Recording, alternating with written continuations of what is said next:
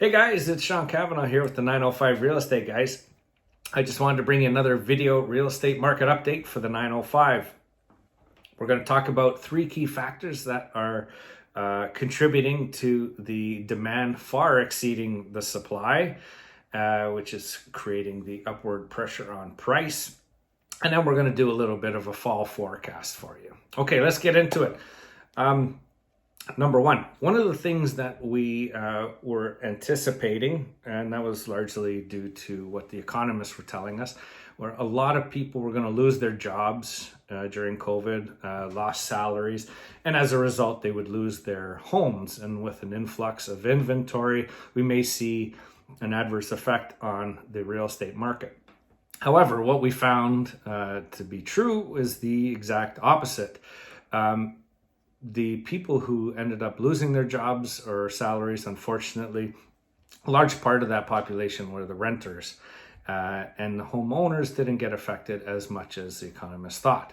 So people were keeping their homes and not putting them up on the market, and with a huge with a huge demand, that created a bit of an imbalance and an upward pressure on price. Okay, the second point as the 416 to the 905 factor.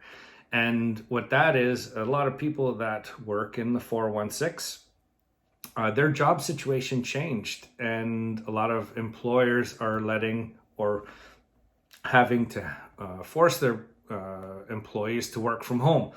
And a lot of those employers are realizing that that's a pretty efficient way to run the business, and they're going to continue with that structure going forward. So when people are able to work from home and they live in the small confined spaces of Toronto, a lot of those people are realizing, you know what, I would rather move out to the 905. People are looking at lifestyle changes and mental health, not having to deal with small spaces, things like elevators and parking garages, moving out to the 905 where they can get pools and decks and big backyards for barbecues and things like that, and they're making a lifestyle choice. So we're seeing a big shift. A lot of people are leaving urban centers and coming out to the 905. And the third factor is interest rates. Interest rates continue to be at record low. Every time I think it's as low as it's going to get, they drop them again. So as long as money is cheap to borrow, people will borrow it and buy stuff with it. We're also finding a lot of people with homes are taking their equity plus the cheap money and buying second and third investment properties. And that is also causing the upward pressure on demand and the imbalance of the supply demand. Okay, so all that being said, what do I think is going to happen in the next couple of months? Well, I think things will stabilize a little bit. I think a lot of the spring buying market got pushed into July and August, and they've already purchased and they're going to be out of the marketplace. So I do see a bit of the demand coming down a bit and hopefully meeting the supply.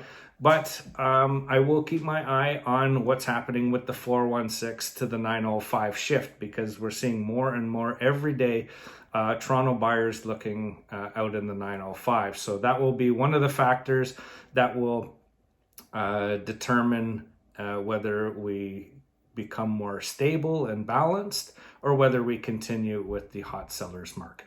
Anyway, thanks for listening. I hope you got something out of it. If you have any questions about real estate, please feel free, give us a call, send us an email. If you're thinking about buying or selling, we are more than happy to help. So thanks again for listening, and have a great weekend, and we'll talk to you soon.